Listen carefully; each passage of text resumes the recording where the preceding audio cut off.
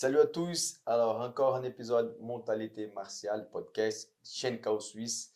Abonnez-vous, partagez la chaîne, laissez des commentaires comme ça. On va continuer à avancer nos projets. Donc, ce soir, une boxeuse. Donc, on a eu beaucoup de femmes ces derniers temps, en plus, hein, qui va vous transmettre un joli message, je pense. À la fin, vous allez voilà, connaître encore mieux. Et on va parler aussi de boxe anglaise féminin, self-défense aussi, plusieurs choses. Donc, je suis avec Anaïs. Merci. Kistler. Kistler. C'est écrit. Voilà, si Mais je c'est viens pas là. facile à dire, c'est vrai. Kistler. Donc, merci pour avoir accepté l'invitation. Merci de m'avoir invité. Toujours, comme d'hab, Ruben derrière l'écran qui va apparaître aussi sur la caméra, je pense, si tout va bien. Donc, voilà. On peut commencer, tu peux te présenter vite fait et puis le reste, on va discuter. Je m'appelle Anaïs Kistler. Moi, je suis boxeuse pro là depuis 2021. J'ai fait une bonne carrière en amateur avant. J'ai aussi un peu touché au rugby. Et puis, de manière professionnelle dans la vie de tous les jours, je dirais, je suis infirmière. Donc, voilà. D'accord, ok, merci. Donc, on peut commencer par ta carrière en amateur. Donc, Ouais. c'est quoi, 68, tu m'avais dit avant? Non, en amateur. Ah oui, 67 combats. 67 combats Ouais. en amateur. Ouais, Et pas mal. Hein. tu avais noté, tu sais combien de victoires, combien de défaites? Voilà. Ça, c'est noté. 67 combats, j'ai fait 50 victoires, 15 défaites et 2 matchs nuls. Enfin, 2 combats nuls. Je pense que la boxe, j'ai vu ça une fois, c'est un peu comme le MMA. Donc, en MMA, il y a le Sherdog et Tapology. C'est deux sites qui comptabilisent tous les combats. Ouais. Je sais pas si c'est la boxe, c'est pareil ou si c'est un truc de la fédération. Qui comptabilise, non. Alors là, en amateur, je me rappelle plus, mais je sais qu'en pro, on a BoxRec. BoxRec fait aussi amateur, mais moi, je n'avais jamais regardé à l'époque, donc je ne sais pas à combien j'étais, etc. Maintenant, sur BoxRec en pro, je vais souvent regarder où je suis dans le ranking. Et, mais en amateur, je parle plutôt des combats ou des ceintures ou des titres que j'ai fait. Et tu peux nous raconter un peu tes titres en amateur pour commencer? Ouais, en amateur, j'ai fait les championnats romans au tout début, c'est comme ça que tu commences. Et puis après, j'ai fait 5 fois championne suisse. J'ai fait participation au championnat d'Europe, championnat du monde. Et puis, j'ai eu aussi la chance de pouvoir participer aux Jeux Olympiques européens à Bakou en 2015. C'était un peu, je dis toujours, c'est comme les Jeux Olympiques, mais que pour le continent européen. Et puis là, ils mettent des sports qui ne sont pas représentés aux Jeux. Il y avait par exemple le basket 3 contre 3. Et dans la boxe, ils avaient mis plus de catégories que ce qu'il y avait. Parce qu'en fait, aux Jeux à Londres, ils ont commencé, on refait un peu un historique, dans la boxe féminine, a été aux Jeux Olympiques que depuis 2012, à Londres. C'est la première fois qu'il y a eu la boxe féminine aux Jeux Olympiques. Donc, c'est pas il y a très très longtemps, c'était 2012 et il y avait 3 catégories. C'est même tard. Ah ouais, c'est hyper tard. Et il y avait que 3 catégories féminines parce qu'en fait, il fallait enlever des catégories masculines pour pouvoir mettre des femmes. Donc, ils se sont dit, voilà, on fait une petite place, mais pas trop. Puis après, il y a eu. Donc, ça, c'était quoi, Londres 2012. Après, ils ont fait justement les Jeux à Bakou en 2015 où là, il y avait plus de catégories féminines, dont ma catégorie, c'est pour ça que je suis partie. Et puis après, en 2016, à Rio, là, il y avait de nouveau plus de catégories, etc. Mais ces tournois à Bakou, c'était pas que pour la boxe, c'est-à-dire il y a plusieurs sports. Moi, je suis partie avec Suisse Olympique. Et ça s'appelait comment ou... Les European Games, enfin, c'était les Jeux Olympiques européens. Ouais, parce que moi, je travaille avec la Fédération Suisse aussi, avec Suisse Olympique. Et nous, je suis participé déjà aux World Games. Ouais. C'est très cool, les gens ne connaissent pas beaucoup, je profite pour le dire. Donc, on va dire comme ça, les Jeux Olympiques pour les sports qui ne sont pas olympiques. Exactement. C'est super. Donc, la première fois, je suis allé sauter en Pologne. Et la fête d'ouverture, il y avait 25 000 personnes, comme ça, comme aux Jeux Olympiques, dans le stadium.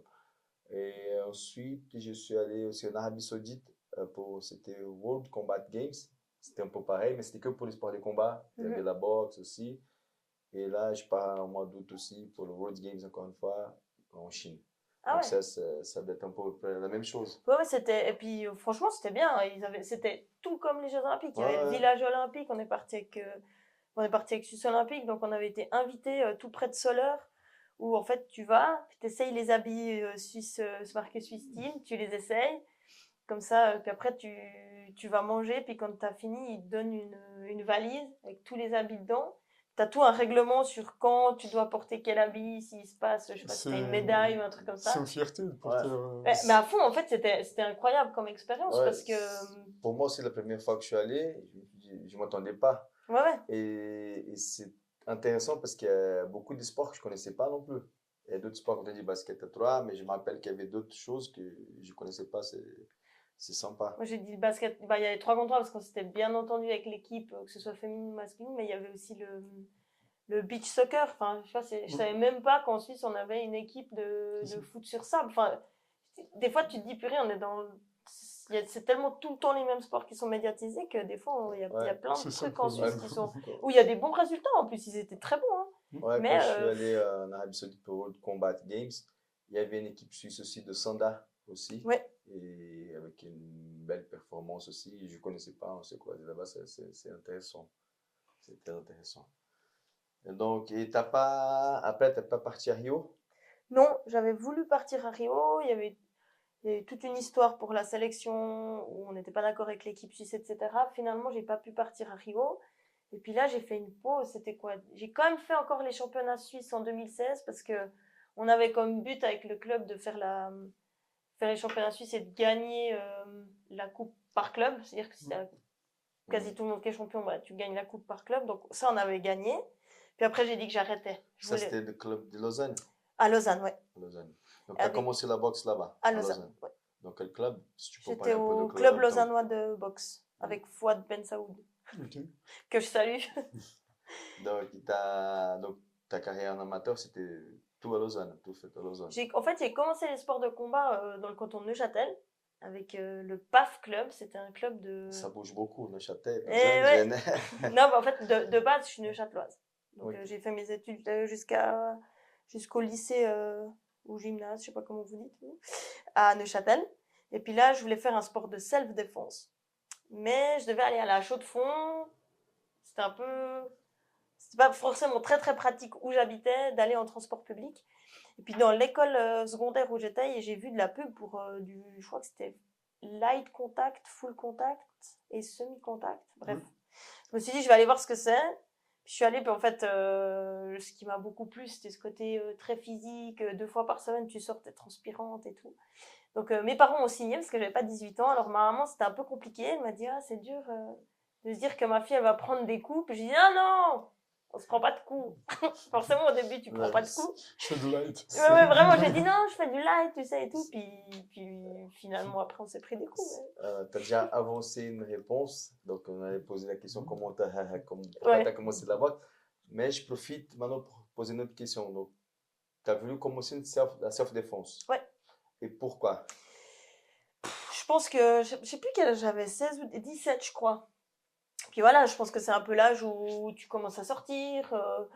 Ou en tout cas tu rentres plus tard, etc. Et puis j'avais un peu, puis voilà, t'entends un peu des choses qui se passent. Puis j'avais un peu cette idée de me dire, bah s'il m'arrive quoi que ce soit, que je puisse au moins me défendre.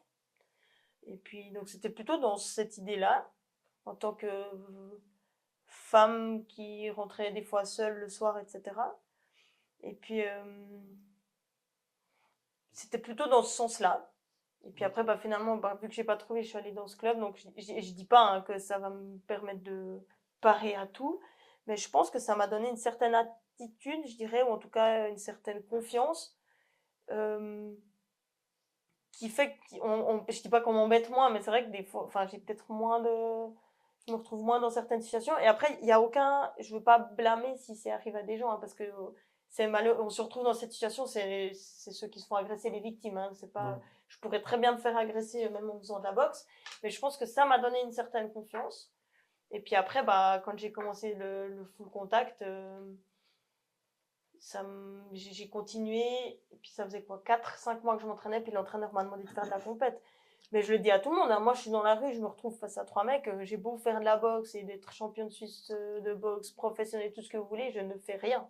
le meilleur sport, à ce moment-là, si on arrive, C'est la c'est course à l'athlétisme. pied. C'est l'athlétisme. Ah ouais, Course à il pied. faut partir. Mais Le je pense. seul souci, c'est que des fois, on n'a pas le choix. Voilà. Et c'est là. Ouais. Mais je trouve très intéressant. Donc, c'est pas le point principal, on va dire, ce soir. C'est plutôt pour ta carrière, pour la boxe. Mais vu qu'on a parlé un peu de self-défense, on peut rester un peu là-dedans. Mais moi, je travaille aussi depuis un certain moment. J'ai plus de temps aussi pour commencer à travailler avec le self-défense parce que je vois beaucoup de choses. Je suis pas d'accord. On va dire comme ça. Je vais pas dire que ça marche pas. Je préfère dire que je suis pas d'accord. Parce que chaque professeur peut avoir ses méthodes. Donc, on va pas Ouais. juger. Mais pour moi, tu as répété même ces mots 2, 3 fois. Et pour moi, c'est le plus important. C'est la confiance. Comme tu as dit, ça te donne une confiance. Ça ne veut pas dire que tu es champion olympique, champion du monde de boxe anglaise, champion du monde de MMA, que tu ne vas pas te faire agresser, tu vas tout le temps réagir correctement, je ne sais pas. Mais la confiance, ça peut éviter déjà beaucoup de choses. Voilà, je pense qu'effectivement, le risque zéro n'existe pas. Je pense qu'en faisant ça, c'était plus pour déjà moi me sentir mieux. Et puis ça peut éviter. Je pense que c'est toutes des petites choses mis bout à bout qui font que le risque se réduit, mais parce que le risque, comme je disais, le risque zéro n'existe pas. Et c'est ce que tu disais. Au Krav Maga, nous on dit souvent, il y a un maximum il faut limiter les dégâts. Voilà. Et le but, c'est vraiment de limiter les dégâts. Alors, moi, je crois bien que si tu colles une droite à quelqu'un, ça peut faire mal. Ça peut le faire. Après, moi, je dis à tout le monde, je dis, en fait, finalement, au début, après, du coup, j'ai commencé justement c'était le full contact. Ah, t'as pas commencé directement par la boxe? Non. Et puis après, en fait, du coup, je me rappelle, t'as l'impression que tu peux taper tout le monde, ça fait 6 mois que tu fais, t'as l'impression que t'es super fort. Un but d'entraînement, mais c'est bon. Puis en fait, après, tu réalises que le full contact est un sport et que ce qui se passe dans le ring, il y a un arbitre, il y a des juges, il y a des règles. Et que moi, je dis à tout le monde en rigolant, en semi-rigolant, je dis, mais moi, si je suis dans la rue, il n'y a plus de règles. Hein. Dans la rue, c'est le premier qui tape, premier qui gagne. C'est pas un sport. Donc... Et maintenant, alors à l'inverse, au début, j'avais l'impression que je pouvais battre tout le monde.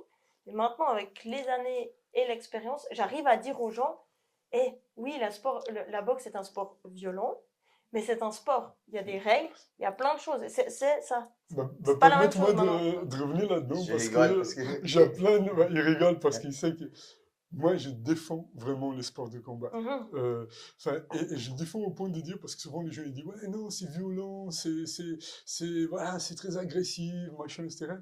Et moi, je trouve pas. En fait, je sais que c'est encadré, je sais qu'il y a un arbitre, je sais qu'il y a la protection des athlètes, enfin, je reconnais tout ça.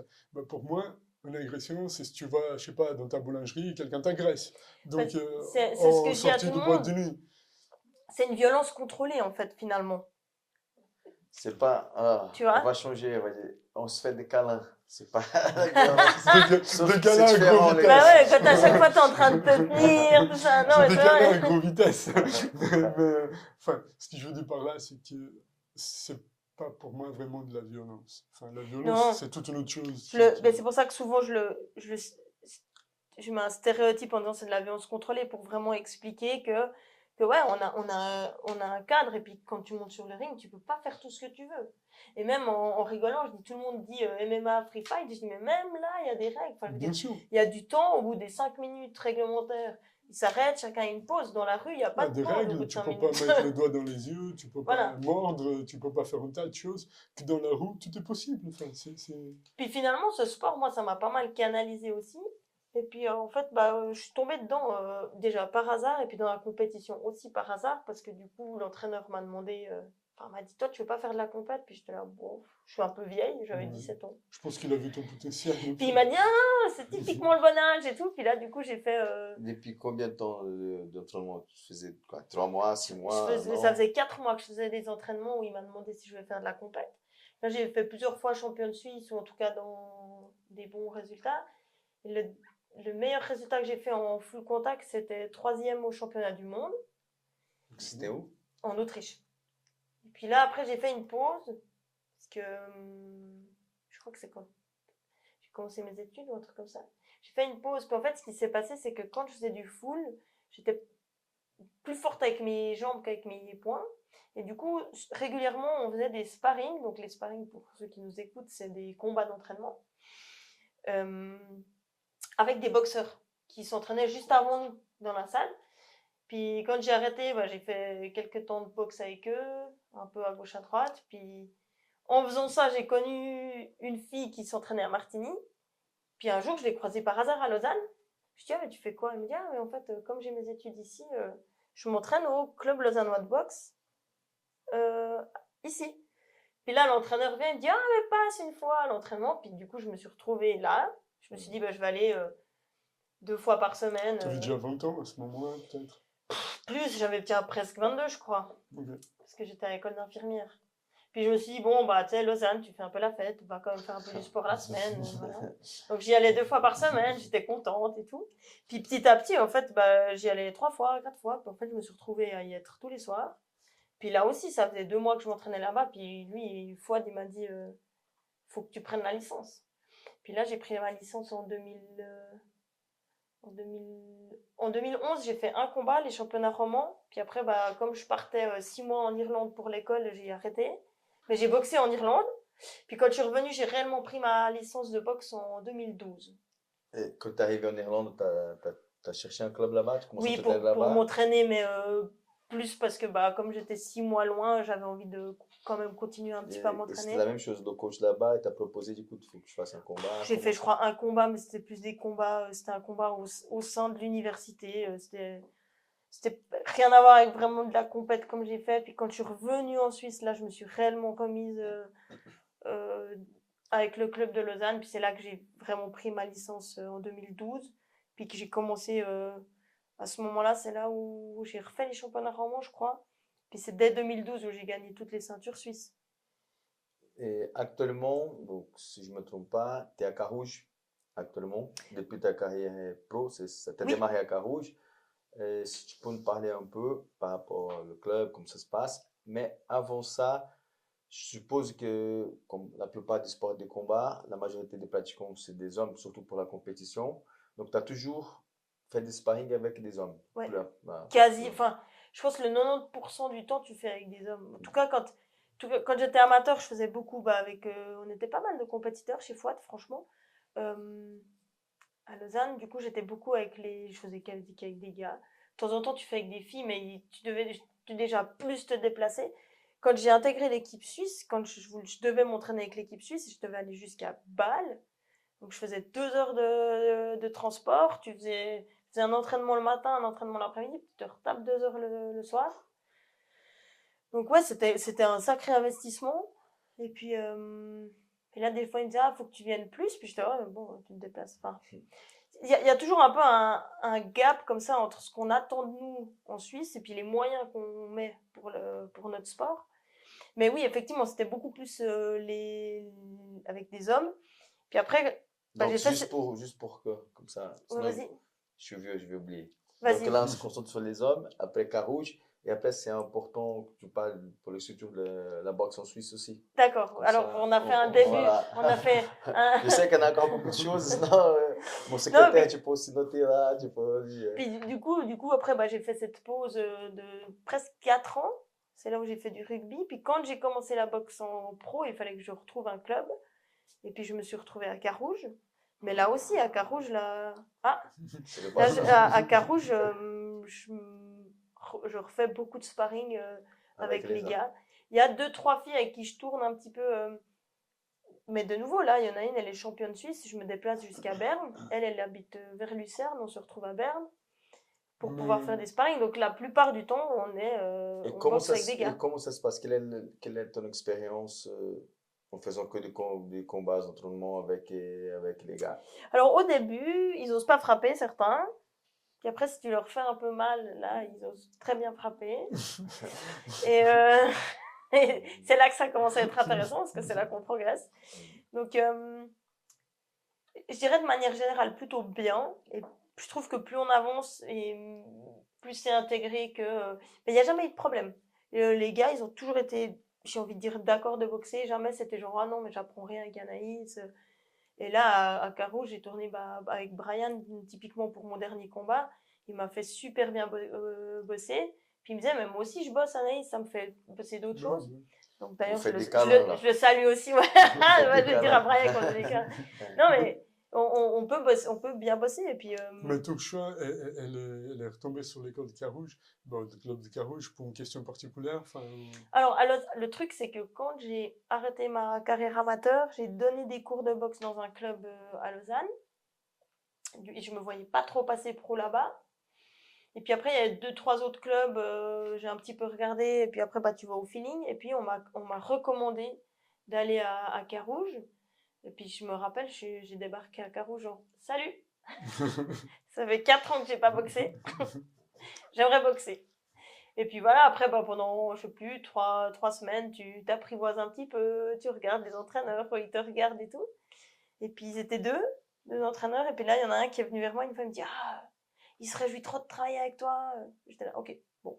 Puis après, voilà, de fil en aiguille, je suis restée, puis ça fait depuis 2021 que Donc, je tous tes combats pro, tu as fait avec Carouge. Ouais. Ok, juste, je ne vais pas trop avancer, sinon on va oublier encore. Il y a une autre question qui est venue dans ma tête quand on a parlé. Donc, tu as parlé de Brian, il est déjà passé ici chez nous. Ouais.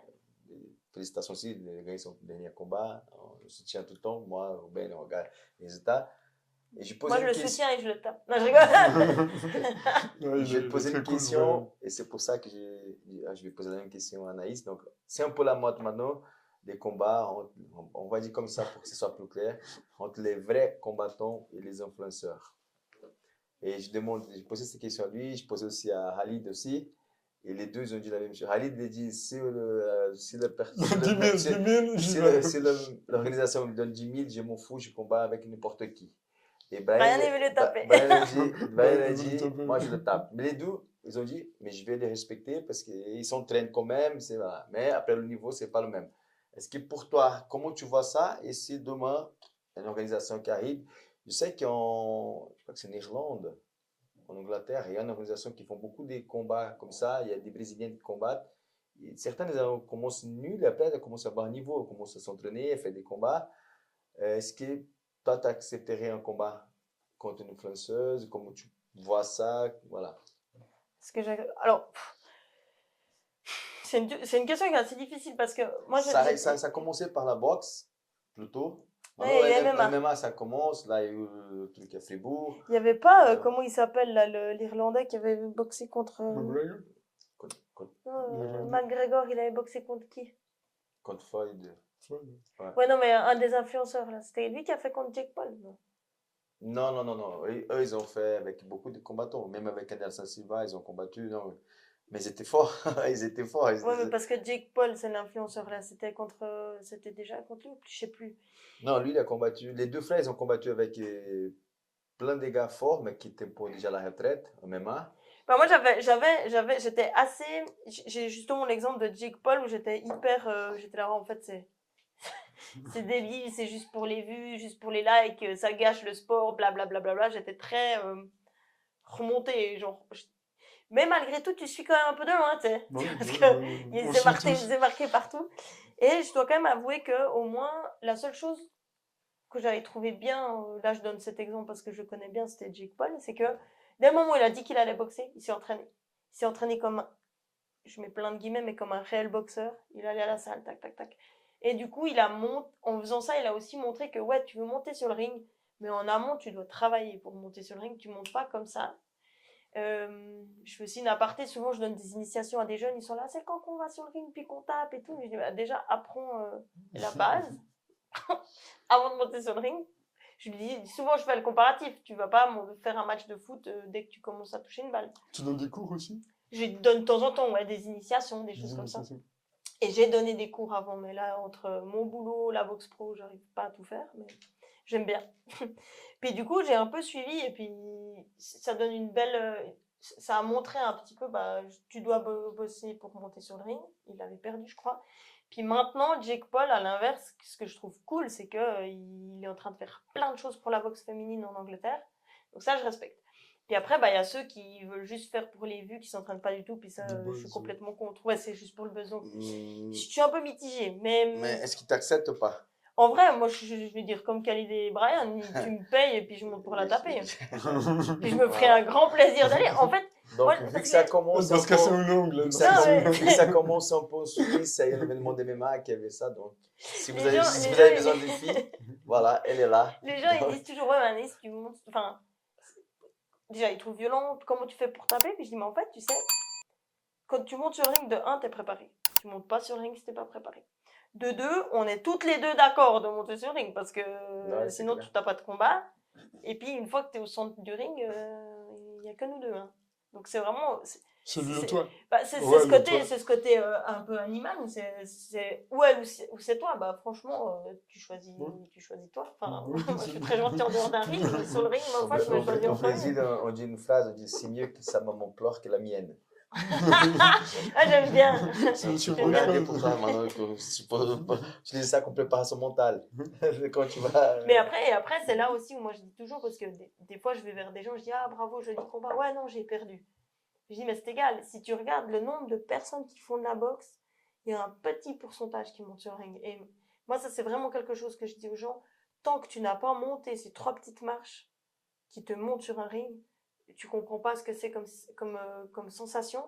Et toute personne qui monte ces 3 marches mérite le respect parce qu'ils sont montés sur le ring. C'est sûr. Et franchement, moi j'ai des souvenirs, je me rappelle de mon premier combat en amateur et de mon premier combat en pro.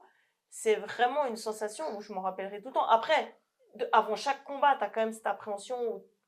C'est une espèce, je disais, tu sais, amour-haine. C'est une espèce de, d'un côté tu te réjouis, puis d'un côté tu sais ce qui peut t'arriver. Donc il y a vraiment ces deux côtés. Mais ces 3 petites marches, moi je dis toujours, ça te sort du monde normal. C'est sûr. Je donne toujours un exemple. Par exemple, j'organise des tournois de JB, adultes, et aujourd'hui je fais plus d'interne dans mon club. Et je donne exemple aux parents. Quand je fais un tournoi pour les petits, on fait des fois, ça commence à 4, 5 ans, c'est des combats qui d'habitude sont là, c'est un tournoi d'initiation. Et j'ai dit aux parents, si vous n'avez jamais fait la compétition, vous ne pouvez pas imaginer qu'est-ce que vos enfants sont en train de passer maintenant. Même si c'est pour les 4, 5, 6 ans. C'est comme tu as dit, c'est de respect, c'est un dépassement personnel, c'est un truc seulement les gens qui ont fait ça qui peuvent dire. Et des fois, tu vois, même les parents, des fois ils sont fâchés avec un enfant, des fois ils sont hyper excités. Et avant de commencer le tournoi, j'ai dit, respectez les règles, attention, l'ambiance aussi, au lieu, et vous imaginez pas qu'est-ce que vos enfants sont en train de faire aujourd'hui. Et ça, c'est vraiment quelque chose qui est très, très important. Comme tu as dit, c'est... Il faut passer par là. Et je parle des enfants, mais après qu'on va avancer encore au niveau, tous ceux qui font leur premier combat, je leur dis franchement, rappelle-toi, parce que ton premier combat, je pense qu'il n'y a pas un seul boxeur qui ne se rappelle pas de son premier combat. Oui, j'imagine bien. Et à propos des premiers combats, c'était contre qui ton premier combat? Parce que tu te souviens. Alors, je ne me rappelle plus exactement son nom. On passe chez les pros. On passe chez les pros. Ouais, alors. Non, le tout premier combat. Alors, oui, mon premier combat amateur, bien sûr que je m'en rappelle, parce qu'après, j'ai fait mon premier combat contre elle un vendredi. J'ai perdu. Le lendemain, je me suis retrouvée au championnat roman. On n'était que les deux. On a accepté de boxer l'une contre l'autre parce qu'on n'était pas vraiment dans la même caté, mais on a dit ok, on boxe pour cette caté. Et puis là, j'ai gagné. Et puis après, je sais pas si elle regardera d'ailleurs, je sais pas ce qu'elle devient, mais je la salue aussi bien. Parce qu'après, on a boxé, je crois, 5 ou 6 fois l'une contre l'autre. À chaque fois au championnat suisse, comme ça, c'était incroyable, c'était impressionnant tout le temps. Donc oui, elle, je me rappelle très bien. Et puis en pro, je me rappelle aussi, je me rappelle de la fille, mais je me rappelle plus son prénom parce que c'était un prénom croate. C'était un peu plus compliqué à se rappeler. Donc, mais je me rappelle bien d'elle, ouais, je me rappelle de ce premier combat, de tout. C'était impressionnant. En amateur, 67 combats, et chez les pros 8 combats. J'ai fait mon 8e au mois de mars là. Donc tous les combats, comme tu m'as dit avant de commencer, c'était en Suisse, mais contre des filles de l'extérieur aussi, oui, plusieurs fois. Parce qu'en fait, pour l'instant, en Suisse, en tout cas dans ma catégorie, je suis la seule en Suisse à être boxeuse pro. Et en fait, je sais qu'il y a une Roumaine qui s'entraîne en Suisse, mais du coup, elle n'est pas dans le classement en Suisse. Donc, je suis vraiment, pour l'instant, la seule boxeuse professionnelle suisse. Et tu peux nous... Combien de victoires, combien de défaites 5 victoires, 3 défaites. Et tu peux nous parler de ton dernier combat? Ouais, bien sûr, c'était un combat, ce qui était chouette et cool, c'est que c'était une soirée à Martigny le 8 mars et que, pas en hommage, mais pour cette journée des droits de la femme, etc. On en discutait avant, je me souviens. Ouais, ils ont organisé un meeting que féminin. Et il y avait combien de combats? Il y avait, je crois, 14 combats amateurs. Et combien pro? Le mien. Ok. Et puis en fait, ça fait le main event. Exactement, j'étais main event de ce combat. Et puis franchement, il y a eu des alors j'ai pas vu tous les combats amateurs parce que moi je devais me préparer pour mon combat, mais je sais qui boxait et franchement c'était chouette parce que ça a mis en avant les boxeuses locales qui sont dans leur début, mais c'est cool parce que c'est les boxeuses locales. Ça a mis en avant des championnes suisses, des vice-championnes suisses, donc c'est des très beaux combats qui sont techniques, donc c'est chouette. Et puis moi j'ai adoré parce que j'étais main event de ce combat. Et puis là, j'ai boxé dans une catégorie supérieure à la catégorie. Et c'était une femme qui venait d'où? Une fille qui venait d'où? C'était une Espagnole. Une Espagnole. Oui. Qui était beaucoup. Du coup. Donc, si je peux nous raconter un peu l'histoire de catégorie de poids. Oui, vas-y. Alors, comment c'était? C'était pas dans ta catégorie officielle? Non. Alors, si tu peux nous parler un peu plus. Nous, en fait, on a reçu cette proposition de combat, puis moi j'ai dit ok, je sais plus, on voulait se mettre d'accord sur 66 kilos. Donc, je te coupe, parce que je crois qu'on n'a pas parlé de ça. Tu combats dans quelle catégorie aujourd'hui? En général, au début, où j'étais classée à BoxRec dans les super light, donc c'est 63,5, mais la plupart des combats, j'ai fait entre 64 et 65. Puis après, vu que j'ai souvent combattu contre des filles qui étaient en welter, donc moins de 66,6, j'ai été classée en welter. Donc ma catégorie, c'est moins de 66,6. Et ces combats, c'était... Moi, j'avais dit, ok, on met 66 kilos. Et puis elle, en fait, elle était il y a super light, welter, super welter, elle était. Donc c'est-à-dire qu'elle, normalement, elle boxe en moins de 69. Donc elle a refusé, elle a dit, moi je viens à, je sais plus, elle avait dit 68 kilos, puis j'ai dit à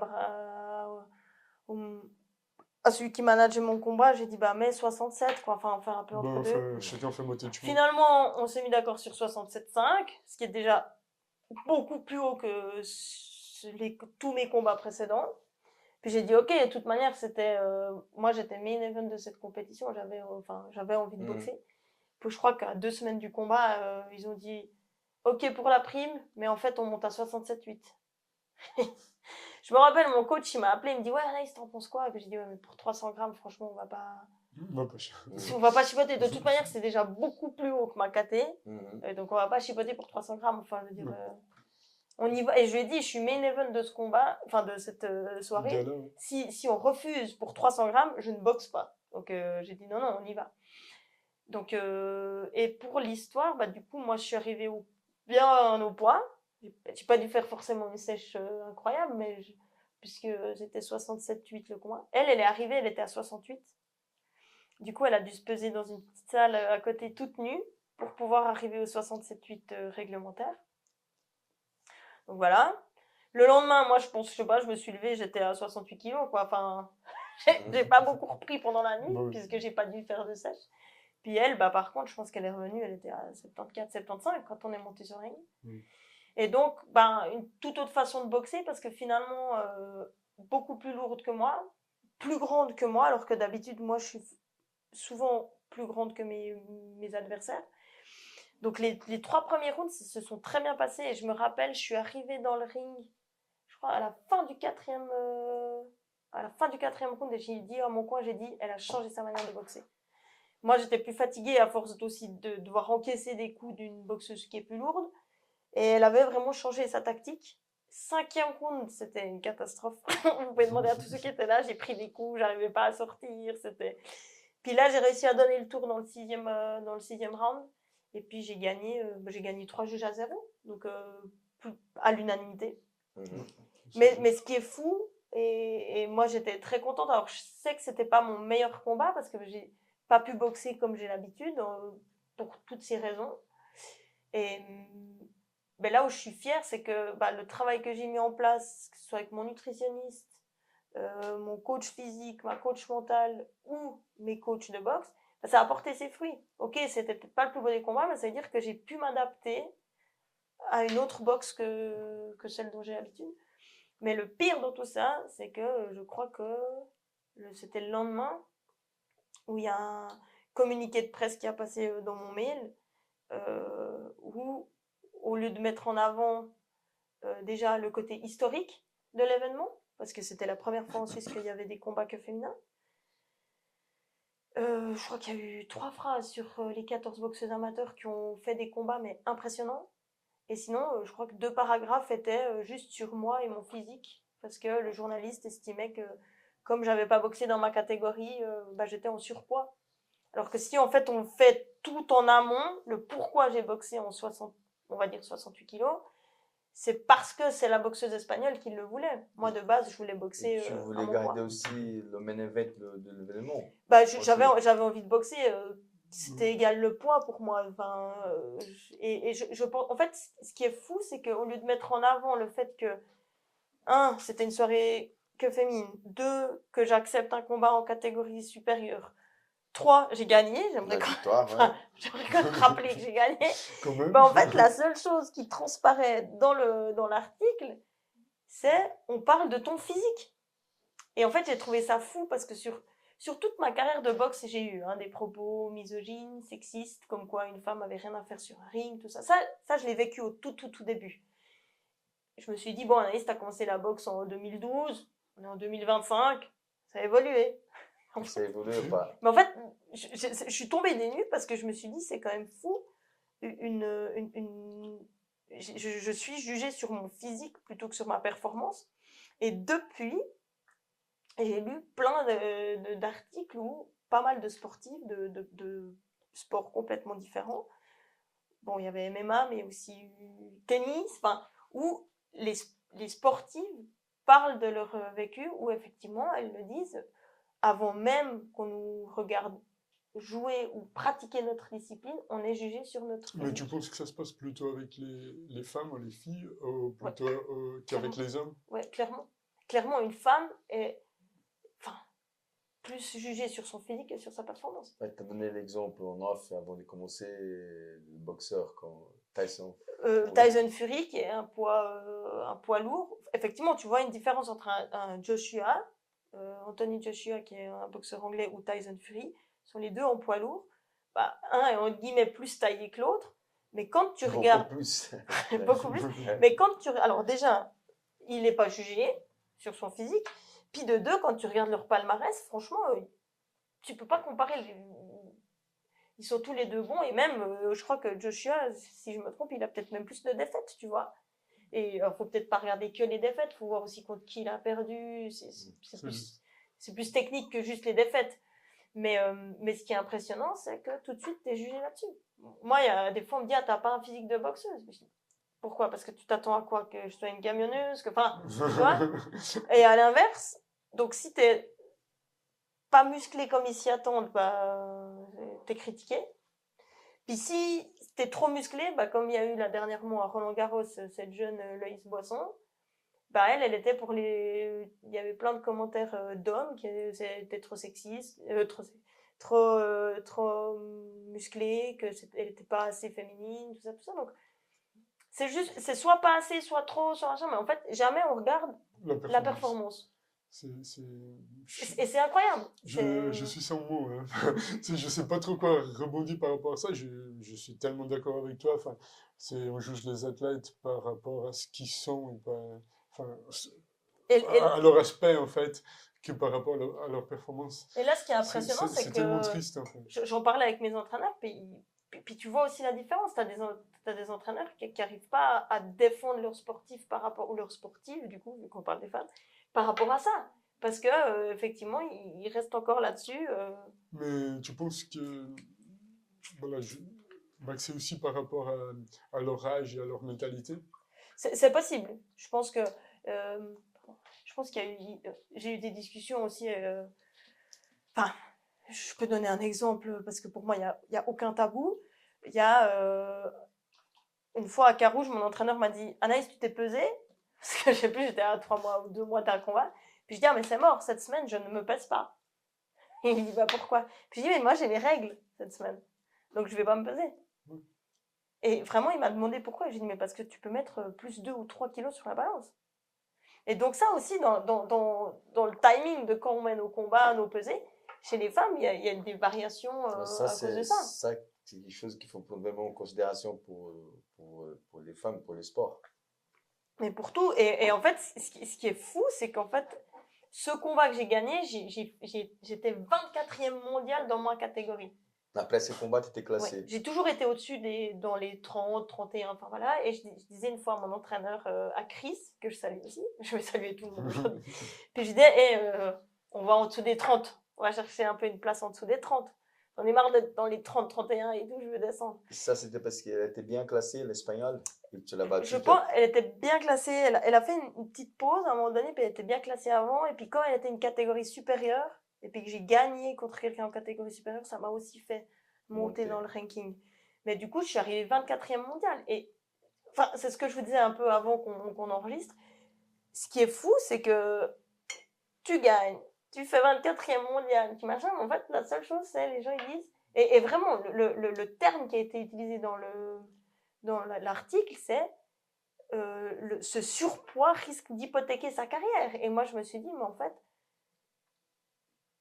si je suis en surpoids, excusez-moi, mais enfin, j'ai un BMI qui est complètement dans la norme, qu'on vient de discuter et dire elle est dans une catégorie supérieure, etc. Et en fait, je me dis, il est journaliste, donc le poids des mots, pour pas faire de jeu de mots, mais le poids des mots, il est important. Le choix des mots, il est important. Là, on parle de surpoids, donc on n'est même plus dans un truc qui est... c'est du jugement, c'est de l'émotion, etc. Mais est-ce que tu trouves que c'est plutôt un jugement sexiste? Clairement, c'est un jugement sexiste, c'est un jugement qui est émotionnel, parce que si on parle d'un sport, on doit être précis. Un sport, on est dans un sport de catégorie. Et même si prochainement, j'en sais rien, je dois tout d'un coup boxer en moins de 75 kilos, qui dit que est-ce que c'est vraiment parce que je suis en surpoids, je peux avoir pris du muscle. Enfin, les termes sont importants. Je pense que c'est ton choix aussi. C'est ton choix, et je pense que c'est très important de se rendre compte qu'en fait, il n'y avait surtout, pas de... c'est ton corps, quoi. Oui, et en fait, cette idée de poids n'a pas eu d'impact sur ma performance, finalement. Mais c'est là où tu te rends compte qu'il n'y a pas de critères précis, etc., et que c'est de l'émotionnel. Alors que quand on fait un article, normalement, on arrive, c'est des choses qui sont cadrées, etc. Au minimum, on reste neutre. Au minimum. Au minimum. Et en fait, ce que je trouvais triste, c'est que ça relayait pas du tout la soirée qui avait eu lieu. Mais il y a même un moment donné où j'ai appelé mon coach, Chris, puis j'ai dit, mais... Puis il m'a dit, non, Anaïs, t'as gagné, tu dois prendre cette victoire. Enfin... comme elle est.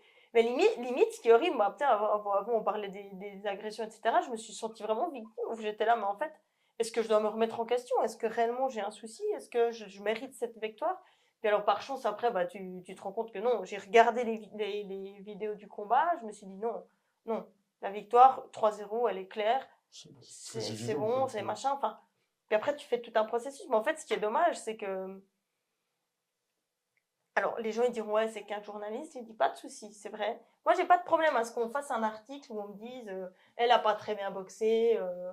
Puis tu viens avec des choses qui sont claires, précises, et puis des faits. Tu vois, que ce soit factuel. Par contre, là, en fait, tu critiques pas ma boxe, tu critiques ma personnalité, tu critiques mon physique. Et j'ai tout un passif aussi, vu que j'ai eu des soucis de santé, où tu te dis, mais en fait, on n'est pas du tout dans le thème. Alors, ça va, parce que bah, j'ai 36 ans, je sais ce que je vaux, etc. Donc, j'ai quand même... Puis malgré tout, j'ai quand même pris un petit sas de décompression en me disant, pour juste réaliser, est-ce que je dois me poser des questions, etc.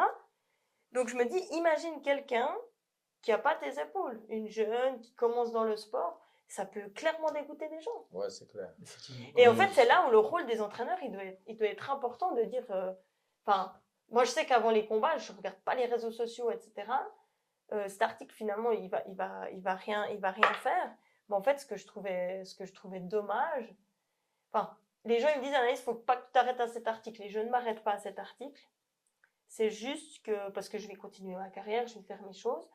C'est juste qu'en fait, ça m'a juste permis, en vivant cette expérience, d'être mise face au fait qu'effectivement, une femme dans le monde du sport a des bâtons dans les roues que certains hommes n'ont pas. Et c'est plus ça, en fait, que maintenant j'essaie de défendre quand j'en parle. C'est pas pour dire que ça m'a mise à terre, etc. C'est juste pour dire, purée, on est en 2025 et il y a encore des choses comme ça. C'est incroyable. Mais je profite parce que toi, tu viens de glisser que tu as des problèmes de santé. Ouais. Donc, j'en profite pour rebondir là-dedans. Tu veux nous en parler un peu de tes soucis? Je vais ajouter juste quelque chose par rapport à la question qui Ruben commence à élaborer, on dit comme ça. Est-ce que ça, donc tu vas nous parler un peu maintenant, est-ce que ça c'était ton plus grand combat? Je pense. Franchement, je pense. Et comment la boxe t'a aidé? Pas mal. Alors, la boxe elle m'a aidé pour tout ce qui était rémission. Mais elle m'a aussi aidé du coup pour la découverte de mes soucis de santé parce que pour la petite histoire, c'est que quand j'ai fait cette pause entre amateur et pro, je continuais à faire des sparring avec une boxeuse pro à Fribourg. Et puis à chaque fois, elle me disait « Ah, tu veux pas remettre les gants ?» Puis moi, je disais toujours « Ouais, Inch'Allah ». C'était un peu ma phrase. Ça, c'est mes 6 années de boxe avec Fouad. À chaque fois, je disais « Inch'Allah ». Puis bref, arrive le confinement. Du coup, moi, pendant 3 mois, je me suis remise en forme, j'allais courir, j'avais un sac de boxe à la maison, je tapais dedans. Et une amie me dit « Mais purée, Anaïs, quand tu boxes, t'as les yeux qui pétillent, c'est impressionnant et tout, donc ça te trotte, tu continues à te mettre en forme. » Et début 2021, je refais un sparring contre Olivia Boudouma qui organisait son championnat d'Europe en juin. Puis là, elle me dit « Purée, mais t'es en forme ?» Puis je dis « Ouais, je me suis un peu remise en forme pendant le confinement. » Et 2 semaines après, elle m'appelle, elle me dit « Si tu fais ta licence de boxe pro, je te fais boxer en undercard dans mon championnat d'Europe. » Donc c'est là que commence... Donc, tu as fait tous les examens pour tu cherches déjà une salle qui veut bien te faire boxer parce que t'arrives, t'as quand même 6 kilos de trop sur toi que t'étais boxeuse, hein, parce qu'il faut pas, t'es plus dans le même rythme de vie. Puis bref, je trouve Carouge, on se remet en forme, on se met d'accord pour un poids de combat, tac tac. Franchement, je perds le poids, c'était parfait. Et puis, sauf que il y a tous les examens médicaux qui sont beaucoup plus poussés qu'en amateur. T'as une IRM, prise de sang, t'as tout, t'as la totale. Et puis là, un jour, mon médecin m'appelle, je m'en rappellerai encore, c'était un vendredi à 19h, donc pour qu'il m'appelle. Il me dit « Anaïs, ton IRM est pas bon. » Et je dis « Comment ça, mon IRM est pas bon ?» Parce que moi, j'avais aucun symptôme. J'avais un peu de peine à perdre du poids. Et puis, j'avais plus mes règles, ce qui est hyper étonnant pour moi.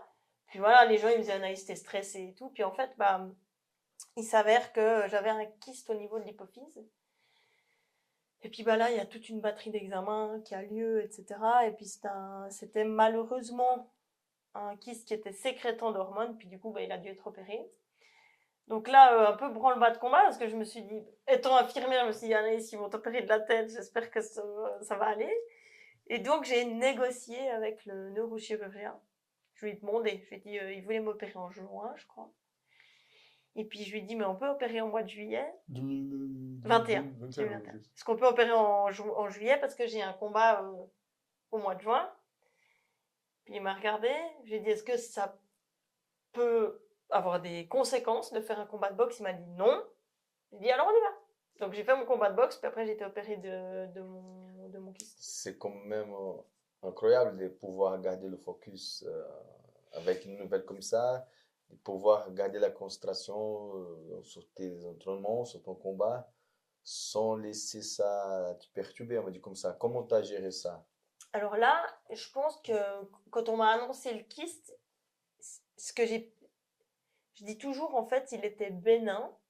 Donc il n'y avait pas de cellules cancéreuses, c'était un kyste, mais donc un cancer, mais enfin, comment dire, c'était un kyste mais bénin, donc il n'y avait pas toutes ces histoires. Donc pour moi, c'était pas grave, mais moi je le dis tout le temps maintenant, je dis il était bénin mais pas anodin. Puis ça, on le comprendra dans la suite de l'histoire.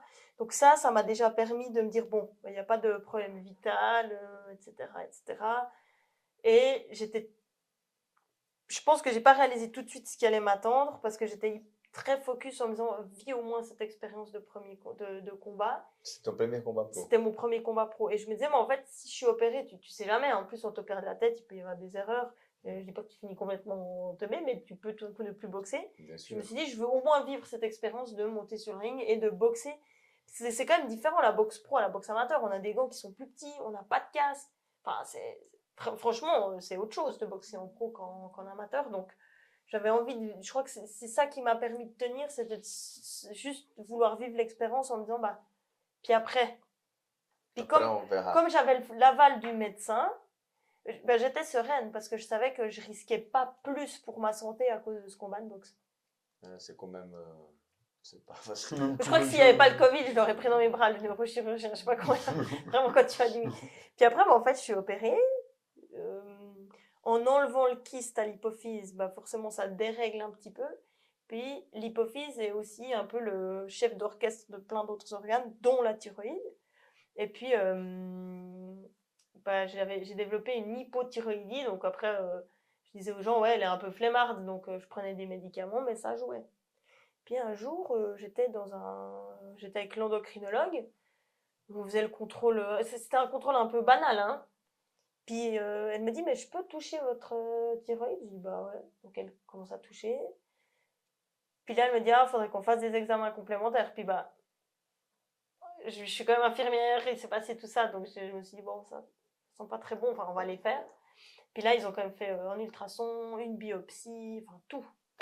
Et puis bah, malheureusement, c'est là qu'ils ont vu qu'il y avait des cellules cancéreuses. Puis ça, du coup, c'était pas du tout bénin, c'était vraiment malin. Donc il fallait aussi opérer. C'est pour ça que je dis qu'en fait, il était bénin, mais pas anodin, parce qu'en opérant, ça a touché l'hypophyse, enfin, ça a déréglé l'hypophyse, qui a déréglé la thyroïde. Puis voilà, puis il y a plein de choses, hein, c'est peut-être pas que ça, mais au moins, ça m'a permis de découvrir. Puis là, ils ont dit, on opère. Alors là, de nouveau, je pense que je suis un peu têtue, mais j'avais un combat le 2 avril, j'ai opéré le 8. J'ai dit non, on va le faire. Bon, j'ai perdu, c'était pas une très bonne idée, mais... Puis du coup, j'ai été opérée. Puis là, normalement, moi, dans mon idée, c'était genre, c'est bon, maintenant, j'en ai marre de chaque fois boxer, être opéré, boxer, être opéré. Du coup, j'ai dit, non, au mois de juin, c'est bon, on reboxe. Ça, c'était avril 2022, donc ça faisait juillet 2021, avril 2022. Et puis en fait, ils ont fait des analyses de ce que j'avais dans la thyroïde, enfin, de ce qu'ils ont sorti. Et puis il y avait encore des cellules cancéreuses, donc on a dû enlever l'autre partie. Et puis là, j'ai été opérée en juin 2022. Donc ça veut dire qu'effectivement, en une année, j'ai eu 3 opérations. Et t'as pas fait un combat avant ça, la Non, là, on est bête 2 fois, pas 3. Non, et puis le premier, je suis contente. C'est vrai que le deuxième au mois d'avril, c'était peut-être un peu trop. Puis voilà, puis finalement, bah, on apprend quand même de ses erreurs. Donc, puis après, j'ai eu en novembre 2022, pour tout ce qui est de suivi, ils ont quand même fait une radiothérapie. Puis là, pour la thyroïde, c'est une radiothérapie iodée, comme on dit. Donc, j'ai été enfermée pendant 3 jours. Je prends une capsule d'iode, je deviens radioactive, et ça tue tout ce qu'il faut tuer. Et puis après, j'ai pu sortir de l'hôpital. Donc, j'ai dit à mes neveux que j'étais devenue une Avengers. Mais, j'ai essayé de le prendre avec l'humour, parce qu'en fait, sur le moment, je réalisais pas ça. Donc ça, on est en novembre 2022. Puis après, avril-mai 2023, là, j'ai pris une grosse claque. J'ai fait un combat en mars. Franchement, tu penses que c'est fini, hein. T'as eu ta radiothérapie, t'as tout et tout. J'ai fait un combat au mois de mars, très compliqué, ce combat. J'ai failli tomber KO. Dans ma vie privée, il y avait aussi 2-3 choses qui allaient pas. Et puis en fait, là, tout d'un coup, je me suis dit, mais en fait, il y a un truc qui joue pas. C'est que, entre guillemets, je devrais aller bien, mais moralement, ça va pas. Mais déjà avant le combat, mais tu sais, tu tiens en disant, non, il y a le combat, ça va aller, c'est une mauvaise passe. Puis là, j'ai accepté le suivi en psy qu'on m'avait proposé à l'hôpital. Au début, j'ai dit non, puis là, j'ai repris Puis franchement, c'est ce que je dis à tout le monde qui vit un cancer ou des soucis de santé, mais acceptez l'aide, parce que franchement, moi, ça m'a beaucoup aidé. Et puis en fait, elle a pu mettre des mots sur ce que je vivais, c'est que sur le moment, en fait, tu réalises pas ce qui est en train de t'arriver. C'est que tu as tellement de rendez-vous médicaux, tu dois aller à ton rendez-vous, là, ceci, machin, tu te fais opérer, tu es en rémission. C'est une course. Ouais, puis en fait, tu es dans le fer. Et puis tout d'un coup, il n'y a plus rien. Tout d'un coup, tu es bien. Enfin, Et elle a donné cet exemple qui est quand même assez fort. Elle disait, mais en fait, vous êtes comme les soldats à la guerre. Les soldats, ils sont à la guerre, ils sont dans la survie, ils sont en train de faire. Ils ne se rendent même pas compte. Ils se rendent même pas compte parce que tu es dans la survie. Tu dois faire ça pour survivre. Moi, j'étais en train de me battre contre cette maladie. Puis tout d'un coup, tu n'as plus rien. Comme quand eux, ils reviennent des champs de bataille, puis c'est là, ils réalisent, ils disent, ah purée, mais mon pote, il est resté là-bas. Enfin, et là, c'est la même chose. Tout d'un coup, tu laisses le temps et l'espace à ton esprit de comprendre ce qui vient de se passer. Sauf que toi, ton esprit, il va pas te dire les mots tels quels. C'est un espèce de malaise. Tu réalises ce par quoi t'es passé. Et pourtant, moi, j'avais un cancer. Ce qui est horrible, c'est que quand on me l'a annoncé, on m'a dit vos cellules sont cancéreuses, mais bon, sur tous les cancers, si je devais en choisir un, je choisirais celui-là parce qu'il est facile à traiter. Et moi, j'ai dit à la doctoresse, j'ai dit, mais moi, si je dois choisir un cancer, je n'en choisis aucun. Donc déjà là aussi, on voit aussi c'était genre, c'est pas un gros cancer, ou tu te dis, j'ai pas le droit de me plaindre parce qu'au moins, je suis pas en phase terminale. Mais purée, en fait, tout d'un coup, en mars 2023, je me suis dit, non, attends, Anaïs, t'as 33 ans, enfin un peu plus du coup, vu que c'était à 33 ans, on t'annonce que t'as un cancer. Alors que t'étais en pleine forme, en train de préparer des combats, etc. Et c'est là où tu te dis, purée, t'as l'impression que si t'es sportif puis que t'as quand même une hygiène de vie qui est bonne, que rien peut t'arriver, en fait, non, ça tombe. Surtout que ça, c'est typiquement un cancer où, même si t'as une bonne hygiène de vie, il peut te tomber dessus. Parce que c'est pas comme, par exemple, le cancer des poumons où, effectivement, si t'as fumé pendant 20 ans, ça peut aider. Tu ouvres les portes. Mais c'est ça qui est difficile. Et maintenant, le plus difficile pour moi, c'est qu'en fait, c'est une maladie invisible, à part la cicatrice que j'ai là et qui encore est très bien remise. Les gens ne réalisent pas, en fait, qu'il y a des jours où, pour moi, c'est une bataille interne entre ce que je veux faire et ce que je peux faire. Parce que du coup, n'ayant plus de thyroïde, des fois, je suis fatiguée, des fois, hormonalement, c'est plus du tout la même chose. Avant, on parlait aussi du poids, mais la thyroïde, ça aide aussi dans tout ce qui est régulation du poids. Oui, j'allais venir. Ouais. Donc, moi, j'avais déjà une fierté, c'est que je connais des gens qui ont plus de thyroïde, ils ont pris, 8 kilos en une année. Moi, j'en ai peut-être pris, 4 en 3 ans. Donc, en faisant du sport et dans mon hygiène de vie, j'ai limité les dégâts. Puis on vieillit aussi. Hein. Alors ça, on prend de l'expérience. Mais, et c'est ça qui est fou, c'est qu'en fait, tu dis purée, mais t'as des gens, et en plus, ce journaliste, il connaît, mais au lieu de se renseigner sur ce qui s'est passé, il raconte des conneries. Pardon. Pas de soucis. Puis du coup, c'est sorti comme ça. Comme à la maison. Puis du coup, tu te dis, puis en fait, dans sa phrase, à un moment donné, il dit excès de nourriture ou problème dû à son hormone. Mais même si c'est l'un ou l'autre, mais en fait, qu'est-ce que ça change? J'ai gagné, je suis 24e mondial, point. Et en fait, c'est ça qui est fou, c'est que moi, j'ai ma composition corporelle qui a aussi un petit peu changé. Enfin, c'est des choses comme ça. Donc, mon moral, c'est aussi des fois plus fluctuant. Et puis, je vous passe, il y a plein d'autres choses. J'ai tout le temps froid. Alors, pas aujourd'hui, mais j'ai plus vite froid. Par exemple, en hiver, je suis toujours en train d'avoir froid alors que j'étais pas quelqu'un de frileux. Parce que la thyroïde, on pense pas, hein, c'est un tout petit organe, mais ça régule plein de choses. C'est poids, émotion, la température, tout ce qui est aussi transit. Je perds mes cheveux des fois. Enfin, c'est impressionnant. Et en fait, tu réalises pas parce que maintenant, moi, je peux marcher. Puis même, les gens, ils se disent ça va, elle peut remonter sur le ring. Évidemment, oui, je peux remonter sur le ring, ça va. Mais il y a quand même, il y a tout ce qui va avec. Il y a tout ce qui va avec. Donc pour toi, c'était le plus grand combat de ta vie. Oui, je pense que c'était le combat le plus difficile parce que finalement, quand tu montes sur le ring, oui, tu sais que tu peux perdre, tu sais qu'il y a le risque de KO, tu connais, en fait, tu montes sur le ring, mais tu connais les risques, et puis c'est toi qui l'as choisi, et tu t'es entraîné pour ça. Tu vois, en amont, il y a quand même toutes ces 2-3 mois de préparation où c'est muscu, cardio, tu fais tes sparring, tu t'es entraîné pour aller à ce combat. Un cancer, t'es pas entraîné. Ça, c'est un coup de la vie qu'on n'entend pas. Un cancer, t'es pas entraîné. Et en parallèle, moi, j'avais ma maman. En fait, c'était... Ouais, j'allais venir justement, comment est-ce que ta famille, elle a vécu ça avec toi? Pas évident, forcément. En fait, c'était vraiment une année pas très très top parce qu'en janvier, ma maman... Mais comme tu as annoncé... Ma maman a su qu'elle avait un cancer en janvier. Elle nous l'a annoncé en février. Non, elle nous a dit qu'elle avait un cancer en janvier. Moi, j'ai appris mon cancer en février. Ma maman était opérée au mois de mars. Donc, moi, je dis pas à ma famille. Ça, on s'occupe un peu, on met toute l'énergie sur ma maman. Puis, du coup, j'ai annoncé en avril. Après, j'étais opérée. Donc, et quand tu as annoncé... C'est une famille de guerriers, ça. Et quand tu as annoncé Et quand tu as annoncé que tu allais faire un combat avant l'opération, qu'est-ce qu'ils disaient de ta famille? Ils étaient préoccupés? Alors, le premier combat, là où j'ai réussi, le premier combat que j'ai fait, donc mon tout premier combat avant mon opération pour l'hypophyse, j'ai pu les rassurer. Enfin,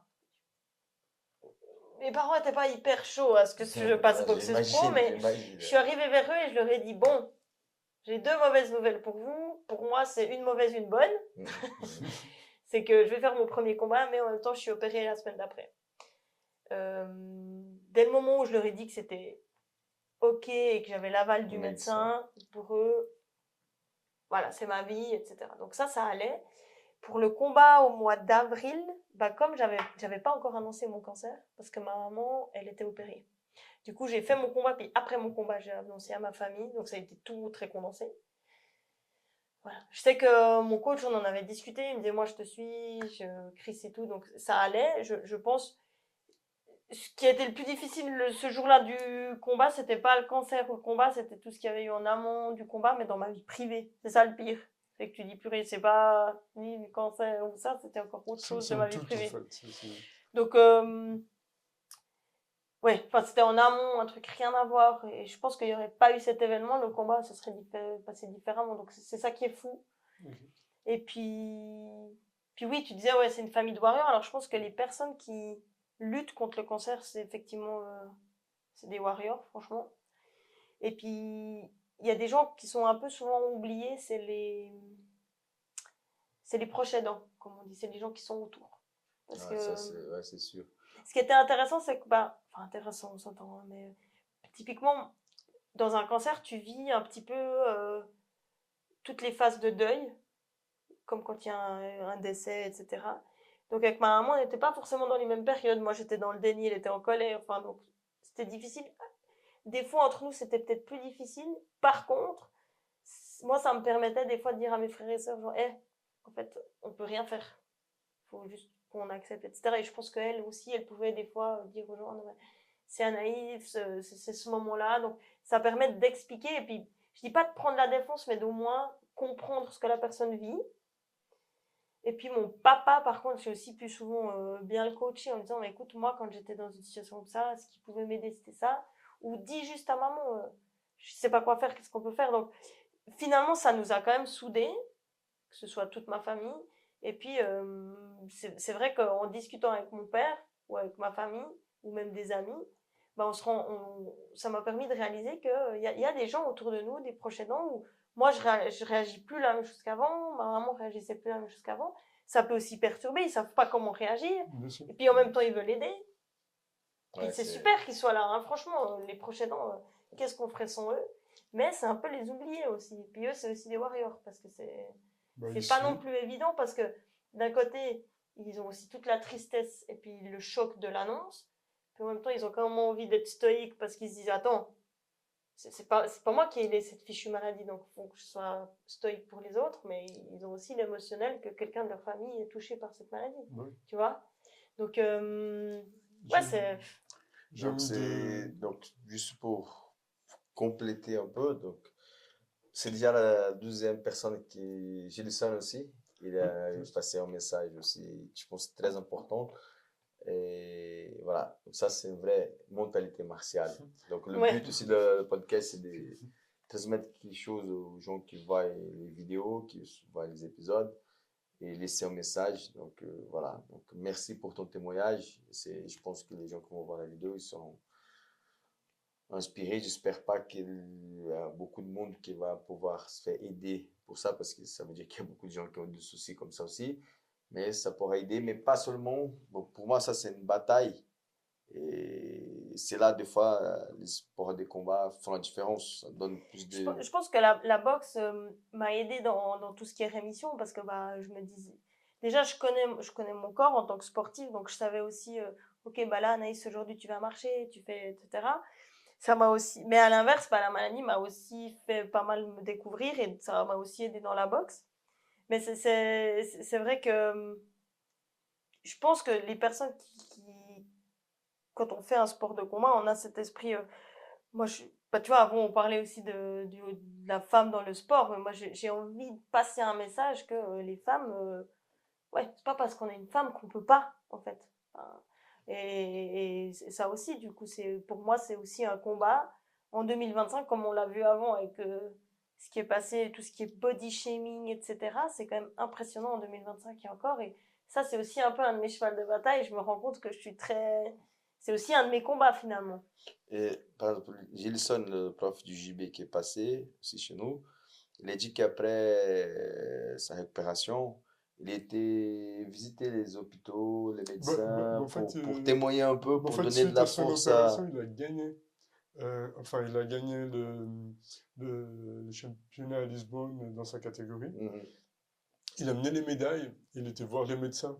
Et voilà, il a montré les médailles, il dit voilà, donc, parce qu'il a parti encore faible, il a parti encore très maigre, sans force, etc. Et du coup, il s'entraînait, etc. Il est parti à Lisbonne pour les championnats d'Europe. Ouais. C'est une personne qui est un peu plus âgée. Et il a gagné dans sa catégorie, c'est aussi par âge. Et donc, du coup, oui, effectivement, il a pu venir et partager ça avec, Non, moi, avec les gens. moi, je pense que je vois des exemples comme ça. Je connais d'autres exemples aussi au jiu-jitsu brésilien. Et franchement, s'il y a des associations qui essaient d'aider les gens qui sont passés par là, c'est des... Pardon, j'ai rien cassé. T'as cassé ta chaise. C'est toi qui es non. C'est... Je pense que t'as pris de poids. Ouais, non, non, je suis en train de perdre. C'est des gens comme toi, comme Gilson, qu'il faut demander de l'aide pour aider les gens qui passent par là. Ouais. C'est un grand... Voilà. Ouais. C'est ce que je dis après aussi, ce qui est important, mais comme tout, c'est que typiquement quand j'ai arrêté la boxe en 2016, pour moi c'était compliqué parce que je m'identifiais en tant que, c'était toujours, ah bah Anaïs la boxeuse. Puis quand j'ai arrêté, j'étais là, mais en fait du coup je suis plus rien. Qui maintenant? Ouais. Puis après voilà, t'apprends, tu dis bah non, je suis comme ça. Puis après quand il y a la maladie, bah en fait ce qui est difficile, c'est que pendant un moment donné, bah t'es un peu la malade. Bah. Et j'ai beaucoup travaillé avec ma coach mentale, c'était de plus s'identifier que à partir de la maladie. Et c'est un petit peu ce que je transmets aux joueuses de Inyoke que je coach, c'est de leur dire, mais en fait, ce qui se passe sur le terrain, ça te définit pas.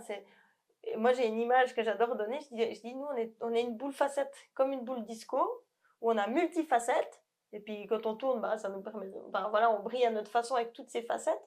Puis, bah voilà, quand moi, je monte sur le ring, on me demande de mettre la facette de boxeuse en avant. Puis je dis toujours en rigolant aux gens, je dis parce que moi je suis pas la même quand je suis sur un ring que quand je suis avec mes neveux. Ça fait rire tout le monde parce que c'est très contradictoire. Puis je dis mais ça fait partie de moi. Quand je suis avec mes neveux, bah, c'est la facette de ma boule disco qui est mise en avant. Ça veut pas dire que j'oublie ma facette boxeuse. En étant boxeuse, je peux aussi montrer un bel exemple à mes neveux. Enfin, tu vois. Et c'est un peu ce que j'essaie de dire aux gens, c'est que c'est important de pas s'identifier qu'à une seule facette de notre boule disco. C'est qu'on est une boule disco en entier. Puis ben voilà, il y a des moments de notre vie où on est peut-être plus sur une ou l'autre, mais il faut pas oublier les autres, tu vois. C'est clair. Moi, j'aime bien cette idée de boule disco, etc. C'est le bon message. Anaïs, c'est quelqu'un que ça faisait déjà une trotte que j'aimerais qu'elle vienne. On a mis du temps. On a trouvé. Nous, on a mis du temps. C'était peut-être ma deuxième personne, ou troisième que je voulais que ça vienne. On a fait 30 épisodes peut-être. Ouais. Et finalement, je me suis fait attendre. Tu te fais chier, toi. Non, mais ça vaut la peine. En tout cas, merci de m'avoir invité. C'est toujours un plaisir. On arrive vers la fin, comme d'hab. Malheureusement, parce qu'on pouvait rester encore, je sais qu'il y en a encore avec Anaïs, je sens qu'on pourrait rester. J'aime bien parler. Puis après, c'est vrai que je suis un peu vieille maintenant, donc j'ai quand même... dans le monde du sport, mais sûrement... j'ai quand même eu d'autres expériences. Fais gaffe, il y a peut-être le chroniqueur qui va t'entendre. Mais sinon, juste avant de terminer, j'ai quand même posé une question. Donc, et après cette période de maladie, comment est-ce que tu as rebondi, comment est-ce que tu es revenu sur le ring? Oui. Qu'est-ce qui t'a motivé à revenir? Et une deuxième question, c'était par rapport à ton coach mental. Parce que je ne savais pas que tu en avais. Est-ce que tu en as eu pendant cette période? Ou bien ton coach mental, à chaque fois que tu fais de la boxe, tu as un coach mental pour la boxe? J'avais pris au tout début, quand j'étais amateur, en fait, je dis pas que je faisais tout toute seule, mais oui, presque. Puis après, quand je suis passée pro, j'avais mon équipe à Carouge. j'avais mon nutritionniste qui, lui, j'ai commencé avec lui il y a très longtemps, c'est Bourquin Nutrition. Et puis, donc lui, je l'ai gardé parce que je savais que c'était très important. Et puis après, je me suis dit, OK, il faut aussi que je sois plus rapide, plus ceci, nanana. Donc j'ai trouvé un coach physique à Puy-Douce, c'est Andreas Gabauer. Puis après, je me suis dit, bon, bah maintenant, Anaïs, si tu veux vraiment être pro, bah, j'ai pris une coach mentale de Forza Mental. Elle est au Canada, donc on fait tout par Zoom et tout. Mais c'est hyper intéressant. Et là aussi, ça m'a aidé parce que ce qu'elle me donnait pour la boxe, bah, ça m'a aussi aidé pour la maladie. Ça m'aide aussi dans la vie de tous les jours, finalement. Et on a toujours continué à se voir, enfin, à faire les échanges. Donc oui, je trouve que c'est important parce que ça aide pas que pour la boxe, en fait, finalement. Très bien, mais tout ça, ça apporte des frais, ce qui est normal. Donc, est-ce que tu as des sponsors? Enfin, tu te fais aider? Comment ça se passe? Bah, il y a un peu des petits pourcentages où, pas tout coup, il me fait un prix ou des choses comme ça. Donc, je paye peut-être moins. C'est des partenariats. C'est un peu des partenariats, mais dans le sens où c'est un pourcentage de rabais, mais du coup, tu payes quand même. Et oui, c'est un certain coût. Finalement, je dis à tout le monde, je suis boxeuse pro, mais ce qui paye mes factures, c'est d'être infirmière. En fait, j'ai deux métiers, parce que boxeuse pro, ça me demande de m'entraîner 2 fois par jour, mais un salaire à la fin du mois. Et comment ça te gère entre être infirmière à plein temps et s'entraîner 2 fois par jour? Alors, au tout début, quand j'ai changé de boulot il y a 1 année, et puis j'ai un peu un autre agenda, j'ai envie de dire, enfin, une autre façon, d'autres horaires que ce que j'avais à l'époque. Et je travaille vraiment par semaine bloc. Puis ça, c'est super parce que du coup, bah, quand la semaine où je travaille vraiment à fond. Je suis plutôt dans des entraînements où j'arrive vite à aller courir le matin ou faire un peu de muscu, etc. Donc, je reste active pendant 7 jours. Mon corps, il a le temps de récupérer. Enfin, c'est pas de la vraie récup, hein, mais tu récupères parce que tu as moins de temps de t'entraîner. Puis après, j'ai 2 semaines de récupération où je vais pas bosser. Puis là, pendant 2 semaines, tu peux charger ton corps, il est récupéré. Puis du coup, je peux m'entraîner 2 fois par jour, etc. Là, c'est à fond la caisse. Puis là, c'est à fond. Et en plus, ce qui est bien, c'est que entre l'entraînement du matin et l'entraînement du soir, j'ai le temps de me reposer. Alors qu'à l'époque, je me levais le matin pour courir, je bossais, puis j'allais encore le soir. Tu répètes ça tout le mois. Des longues journées. Des longues journées tout le temps. Alors que là, maintenant, au niveau organisationnel, c'est plus facile. Et j'ai vraiment vu une différence entre avril 2024 et novembre 2024 où j'ai fait mon combat, où il y a eu une progression. Puis après, de novembre à ce combat au mois de mars, j'ai aussi vu une progression où finalement, ça porte ses fruits parce que du coup, il y a mon corps qui récupère. Et il y a quelque chose qu'on oublie des fois dans le sport, c'est que la récupération fait partie de l'entraînement. Oui, c'est autant important que l'entraînement. Ça, c'est sûr. Et voilà, après, bah, là, j'ai un petit peu récupéré pendant un petit moment parce que j'ai une blessure. Mais, ouais. Mais là, du coup, on reprend bien et puis normalement, je devrais... je sais pas si on peut dire que c'était en sortant au restaurant. Si tu peux dire que j'étais encore en train de manger. Il y a un chroniqueur qui va prendre des notes. J'étais encore en train de manger, purée. C'est pas possible. Quand je viens de penser encore une chose avant qu'on finisse. Prochain combat? Ouais, alors normalement, j'ai reçu des... Tu parlais avant des combats à l'étranger, j'ai reçu des propositions, mais c'était pour juillet, donc c'était trop juste avec la blessure que j'ai eue. Mais là, je suis bien, on se remet bien en forme. Du coup, j'ai reçu des propositions pour fin de l'année de combat. En Suisse, alors? En Suisse, ce sera en Suisse. En tout cas, les deux propositions que j'ai eues sont en Suisse. Puis après, Inch'Allah, comme on dit, peut-être qu'il y en aura d'autres. Comme dirait Faoudé. Mais oui, d'ici la fin de l'année, je vais remonter sur le ring, ouais. Avec grand plaisir même. Ok, donc pour moi, c'est tout bon. Comme je disais avant, malheureusement, on va arrêter parce qu'on a beaucoup encore des choses, des sujets pour discuter avec toi. Mais si tu seras d'accord, on va te inviter peut-être après ton prochain combat. Je viendrai faire un sparring. Il faut qu'on prépare déjà maintenant, parce que vu nos agendas entre toi et moi, c'est vrai que... faut qu'on prévoit en avance. C'est compliqué, mais on va réussir. Mais non, mais c'est vrai que dès que tu me lances... Déjà, le sport, j'adore. En plus, où je peux mettre en avant le sport féminin, qui est quand même... J'adore. Enfin voilà, c'est quand même... Et puis maintenant, tu sais qu'on est sympa. Donc, et maintenant, je vais revenir parce que je sais que vous êtes sympa. Donc, juste 2 choses à dire. Donc, bonne chance pour ta préparation pour ton prochain combat. Et encore une fois, merci pour ton témoignage. J'espère que les gens qui ont regardé la vidéo sont d'accord avec moi. avant de finir, abonnez-vous, partagez, commentez, likez pour nous aider. Alors, merci beaucoup, Anaïs. Merci beaucoup de l'invitation. Merci à tous les deux. Merci, Anaïs. Merci beaucoup. C'était vraiment super. Et à bientôt, Inch'Allah. Inch'Allah, ouais.